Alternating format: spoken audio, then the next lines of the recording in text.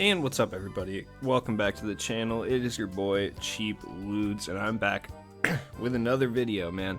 So I'm doing something a little different today, so if you guys are new to the channel, subscribe. If not, drop a like on this video, comment down below what you think of the new concept. So what I'm doing is I essentially asked all of my subscribers to send me their squads, and I'm going to pick about 6 or 7 of them, and I'm going to not really so much rate them as much as I'm just going to give some tips for the squad. So with that being said, man, before we get started, I will say that I'm not giving tips based on my playstyle. I did ask for this playstyle as well, so I'm going to kind of give tips based on that and just kind of see if I can help you guys make better changes for your squad. So first off, we're going to start with my man Matt. He's got 50k MT to work with. He generally just 5-out-3 hunts and rim runs when he's wide open. So with that being said, we look at the squad right here. He's got Baron Davis, Cam Reddish, Antoine Jameson, Larry Bird, Decuz starting, Derrick Rose, Levine, Granger, Bobby Jones, and Embry off the bench. So number one, I'm probably just looking into this wrong. Maybe you just sent it wrong, but the way you sent it, Larry Bird is playing power forward and Jameson's playing small forward. I would go ahead and just switch those two right off the bat. Like, I'm sure you probably already have those switched in game, or maybe you switch it depending on matchups and stuff like that, but that's like the one thing I would recommend.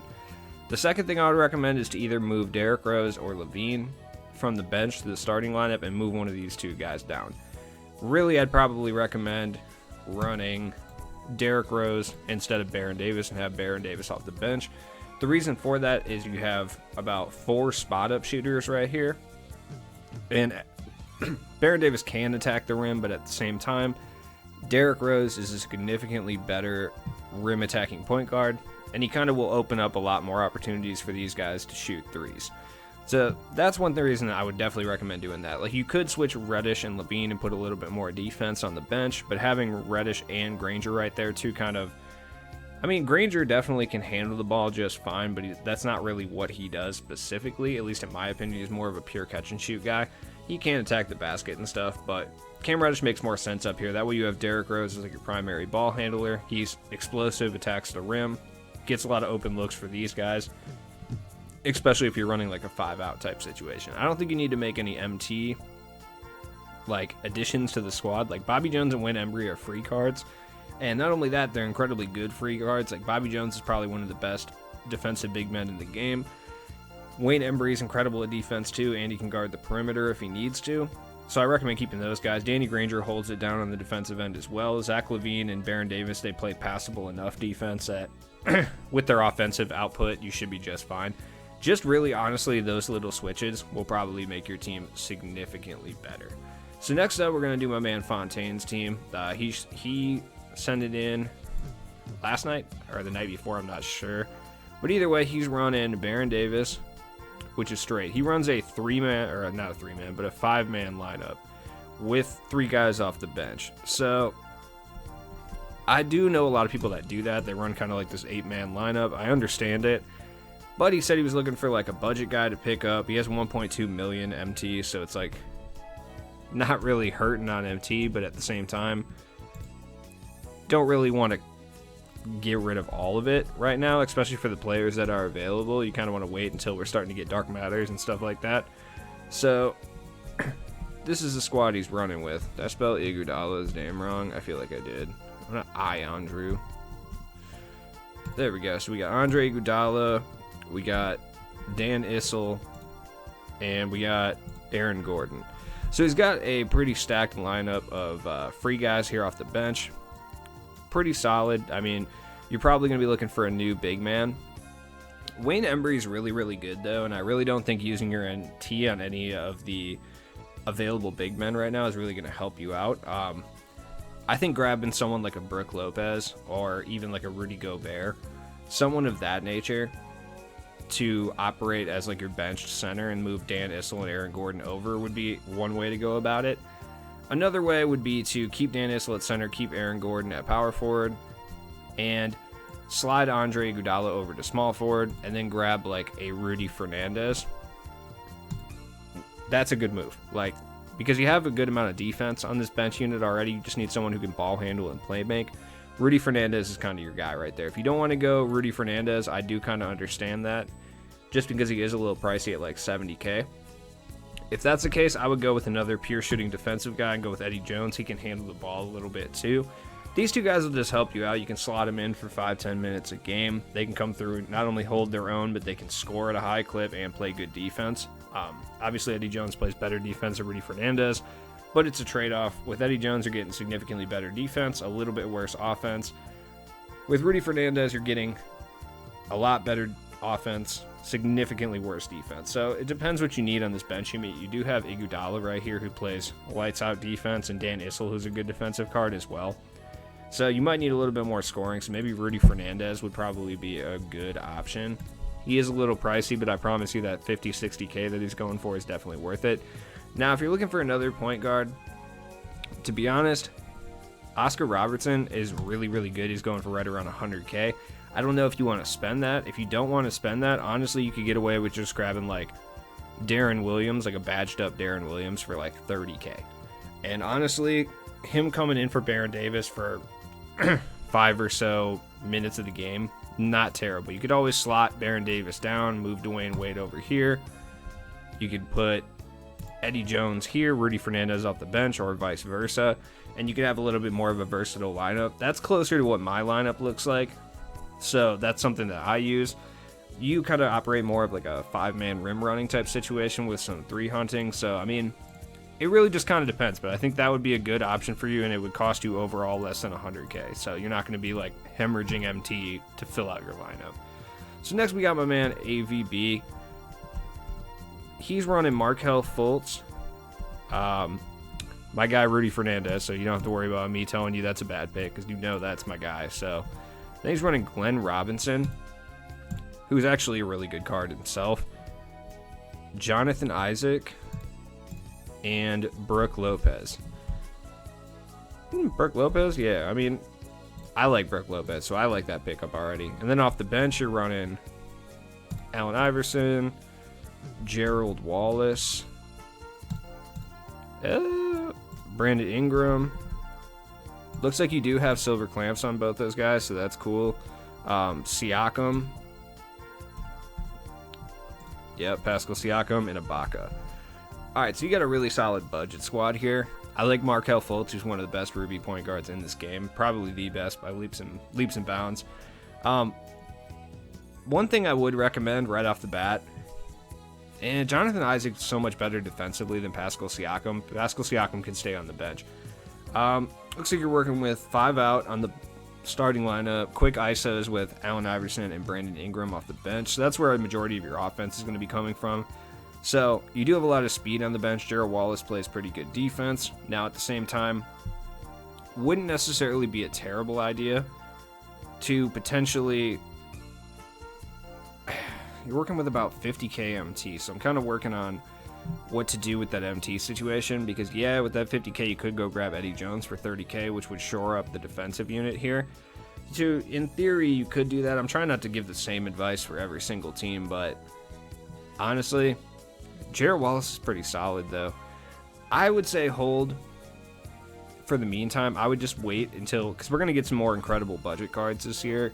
I think that the next 2 Fridays we're going to get some pretty big promo packs. I think we're going to get another Retro 2K pack this season too, so who knows what's going to come with that. So I would hold tight on you, because you have about 50K MT, right? I would just hold tight, honestly, on this team. Like, yes, you could make some upgrades by going after... Honestly, if you want to play triple threat, like offline, and try to get Byron Beck, like Byron Beck's actually really good, and he would play really, really nice at the power forward position. Or you could even potentially like move. Yeah, you could potentially do a lot with Byron Beck. Like, he's really good, and he'd be another offensive scorer off your bench, so that's something you could potentially do. Obviously, going after Antoine Jameson would be your #1 priority with the team. Like, this squad right here that you have, definitely is a team that you can complete heat check domination with. Like, this is a well-rounded team that you seem to be really good with. I would go after Jameson. I wouldn't spend any MTA. I would try to get maybe Byron Beck from TTO. I would try to get Jameson if you can get Jameson. You'll be in a really nice kind of groove, because you can get rid of Isaac, or you can just move him to the bench, sell Siakam for what he's worth. I would probably keep both of these guys, to be honest. I wouldn't sell either of them, but getting Antoine Jameson would round out your team a lot, and it would make your starting lineup a lot better for the 5-out that you like to run. So that's something I would probably recognize as really the only thing I would tell you to do. All right, next up, let's see. We got my man Allen here. What are you running with MT-wise? You're running 1.2 million MT, my guy. All right, what is your team? Jesus Christ. You know what? I'm going to put the team on squad. Yeah, I'm going to put the team on the screen because I just want you guys to see this team. Like, realistically, Dwayne Wade, J.R. Smith, like, right off the bat, like, Zion, yeah, I don't really know, Chris Webber, yeah, dog, I don't know exactly what, I'm not even going to put the bench unit out here, but, like, that's your starting lineup right off the bat. You already have Danny Granger, okay, you have Damian Lillard, yeah, oh, you have Jimmy Butler, too, okay, cool. Yeah, I don't really know what I could tell you to make your team better because it's already... Oh, you have a badged out Andre Karolinko too. Okay. Yeah, dude, your team is stacked. There's absolutely nothing I can tell you to make this team better. You have Baron Davis and Andre Iguodala and Antoine Jameson in the bench unit too. Yeah, there's nothing at all that I could tell you to make this team better. The only thing I would say is doing a little swipperoo here, like... I mean, personally, I'd put Jimmy in the starting lineup, but you probably need the ball handling by J.R. Smith because that's about it. So maybe swap Zion and Danny Granger. That's it. Other than that, perfect. I don't see anything wrong with the lineup whatsoever right here. You swap Danny Granger up here, now you get another pure shooter and somebody who can shoot from absolute deep, and you just have better overall offense out of your starting lineup. That's about it. Like, that's about all you really need. You might have some offensive problems off the bench if you're not completely comfortable, but I'm assuming if you're using Zion in the starting lineup over guys like Antoine Jameson and Danny Granger in the first place, that you're really comfortable with his jump shot and comfortable with him as a card overall. So, yeah, I don't think you really need any help whatsoever. That's all I would recommend, and that's just because I'm a huge fan of Danny Granger. So, yeah. Yeah, you're good. You're good, Chew, man. Your team's literally better than mine. Like, I don't know what you want me to say. Alright, so next up we got man, Liam here. Okay, this is a good team right here. This is perfect. So we got Fultz, Ruby Fultz again. So we got Alexander, Nickeil Alexander-Walker, Thurl Bailey, no, not Thurk, Jesus Christ, I cannot type today. Thurk, Jonathan Isaac, and Jonas. Okay. Solid budget team. Off the bench, we got... Jesus. Cannot type. So we got Chris Paul off the bench from the retro set. We got Tony Roten. Okay. We got Pascal Siakam. Alright.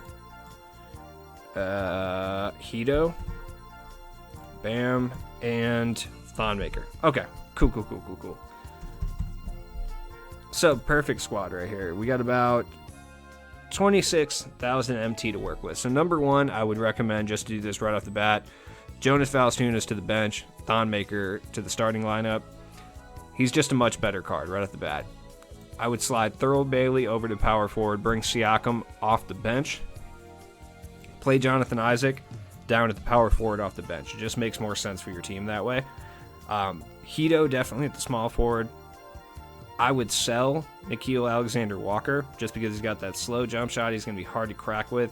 Anybody you're playing against that kind of knows his jump shot basically knows that they have plenty of time to get over if he tries to attempt a three, so it's going to really hurt your offense. So I recommend getting rid of him. Honestly, it'll be better for your offense in general just grabbing someone like Nick Anderson. Jesus, I cannot type today. I'm sorry, guys. Yeah, someone like Nick Anderson is going for like 1,200 MT, and he'll definitely help your offense a lot more. You could probably sell Nickeil for around 5-6K, which I recommend doing.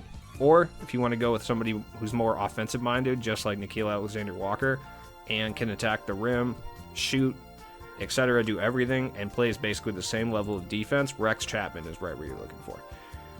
Honestly.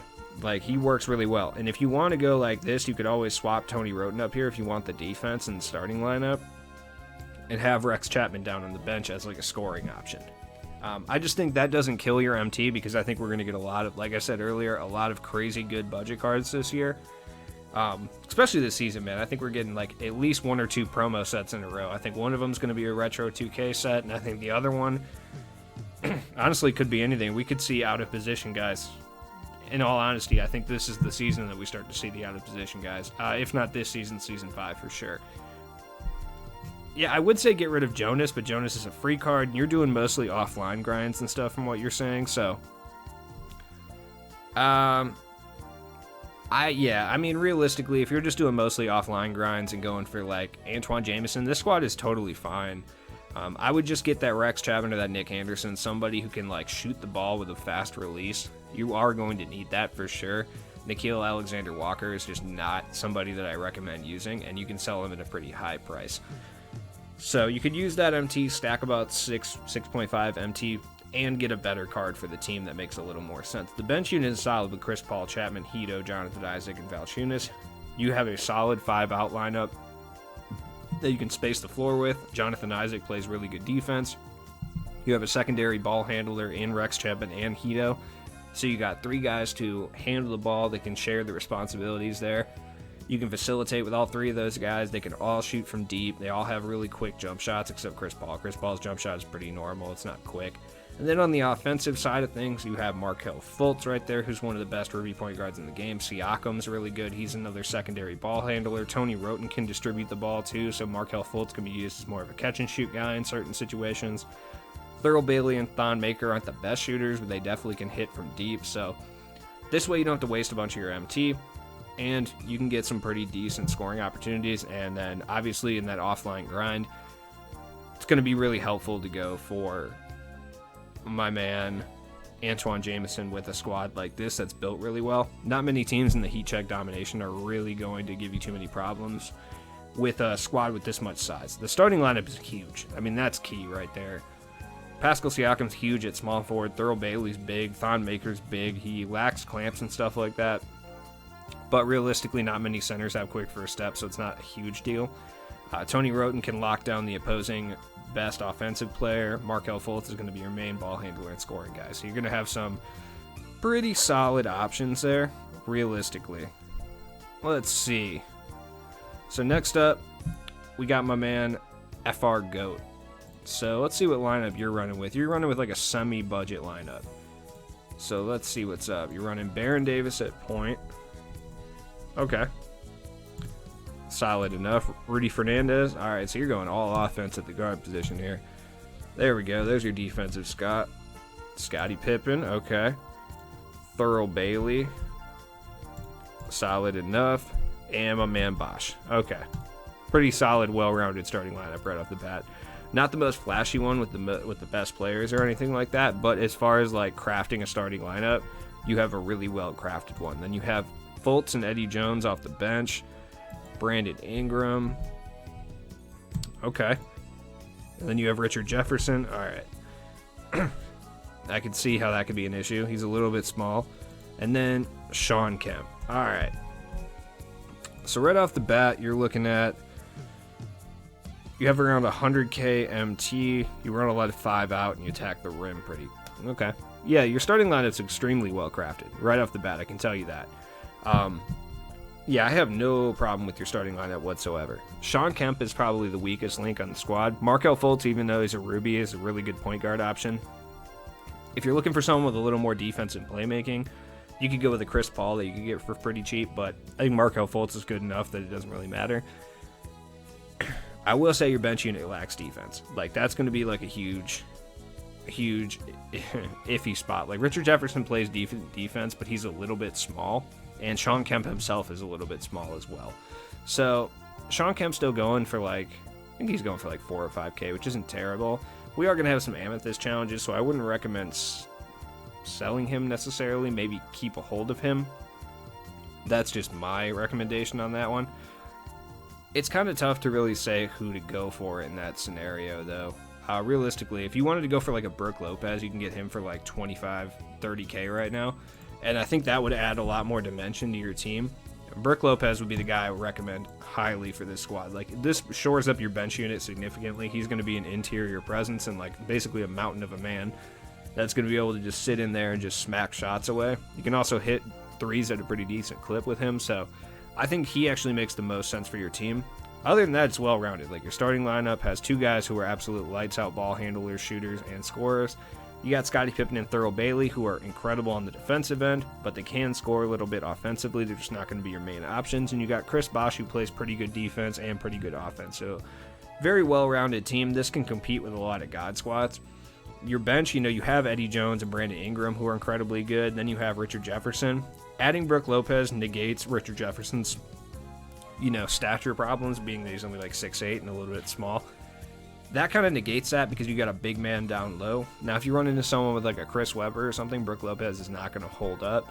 But at the same time, majority of players you run into and majority of the CPU challenges that you're going to be doing, you're going to be helped a lot by having Brook Lopez on the squad. And he's not going to kill your MT. Like, that's the key here. Yeah, I mean, I could give you tips and be like, yeah, go get Anthony Davis, or you have 100K, go get Rudy Gobert for 80K. But honestly, like, Brook Lopez is just as good and 50,000 cheaper. So, highly recommend doing that. All right, what else we got? We got another squad here. Okay. Now, who is the lucky last person that we're doing here? My man. You know what? I was going to do Cousin Reef squad, but honestly, your squad is fire. I have really nothing. Yeah, I mean, yeah, let's do your squad. All right, we're going to do my man Cousin Reef squad. So he does have Baron Davis on the bench. Oscar Robertson. Fire. I think we have Cam Reddish on the bench. We got Danny Granger. Oh, you're going big with your lineup, I see. All right. Danny Granger, Jameson, bam, Aaron Gordon, bam, Embry, who everyone has apparently except me. Jesus Christ, dude, everyone has that. Everyone has Embry. All right, we got Pippen, we got Byron Beck, okay, and we got Issel. All right. Did I spell his name wrong? Jesus Lord. Just go Dan. There we go. Alright, so looks like you're not having too many problems with the squad. Looks like you're good to go here.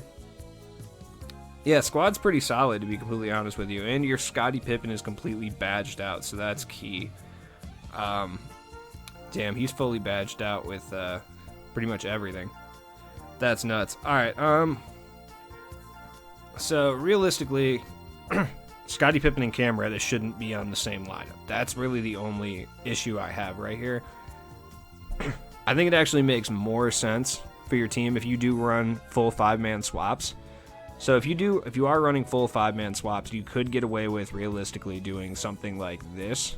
You could move Aaron Gordon down, move Antoine Jameson to power, Byron Beck, Scottie Pippen, Cam Reddish. So you could do something like this. You could have that Oscar Robertson, Cam Reddish, Danny Granger, Antoine, and Wayne Embry. That would space the floor out a lot better, but that would kind of leave your bench unit kind of devoid of offense besides Baron Davis as far as like guys who can handle the ball. So maybe not that. And I know I've talked to you before, so I know you like Aaron Gordon a lot. This is actually probably what I would recommend doing right here, is moving Danny Granger to the bench in this scenario. Look, I'm huge on Danny Granger, but if you're doing full 5-man swaps, it actually makes more sense to have Danny Granger off of the bench and Cam Reddish up top. It just adds a little bit more defense to your starting lineup. In addition to that, Danny Granger adds a little bit of offensive firepower off of the bench. You'll see, I mean, personally, I think that this will help your team out a lot. You'll have a lot more scoring off of your bench that way. Realistically, though, you have a decent amount of MT. Or at least you're getting it. You don't have it right now. Okay, I see what's up. I wouldn't worry about stressing over MT right now. I would just chill out and use the squad that you have, because this squad is incredibly good for the way you play. I really think Granger and Cam Reddish, that switch is going to help your team out a lot, just because Cam Reddish has a lot better defense and defensive tendencies, so he's going to be able to steal the ball a lot more and lock down the opposing players, or the opposing player's best scorer, whoever that may be. Oscar Robertson and Jamison play good defense too, so that helps out. Danny Granger can come off the bench and absolutely just flame bench units too. Like, that's kind of a big key. I rotate Danny Granger off of my starting lineup and my bench, so I think that's probably the best bet, and I don't think you should go spend MT on different players right now. My whole thing is I just don't want people going to spend a bunch of MT on players at this stage in the game, because throughout the rest of the season, we're going to be getting constant opals and constant good pink diamonds. I mean, the diamonds we got this year are incredible this season, I should say. Like Rudy Fernandez, Terrence Ross, like we're getting an incredible diamond every set that we get, essentially. Aside from throwback moments, because Paul Pierce is like absolutely terrible. But even then, we got like Michael Carter-Williams and stuff. So we're getting good budget cards every set. And Byron Beck and Dan Issel is a really solid combo. So I don't think you're really going to have to worry about that squad necessarily. So anyways, guys, I hope you liked this video, man. I haven't done one of these before. So next time, like, I'll probably take a little bit more rehearsal time. Like I said, I haven't really like done these in a while. So, or ever, I should say. So it's a little new to me, so I hope this helped you in any way, shape, or form. So everyone who submitted their teams, I hope that helped you in some way. But I will be doing these probably once every week or two, so I'll let everybody know in the comment section kind of when I'll be doing them. And I'm keeping track of whose team I'm rating, so I'm not going to do the same teams every single time. So you always have a chance to have your team, like, essentially featured on these videos. So anyways, guys, thanks for watching the video. Check my description for all my stuff, and I'll be back tomorrow with some new content. Hopefully 2K drops us some new content. If not, I'll be back with another market video or something like that. So I'm going to do at least 2 videos tomorrow. So, man, I hope you're ready for that. Anyways, peace out. Let me know in the comments when you want me to stream again, because I'm down to do it whenever. So, peace.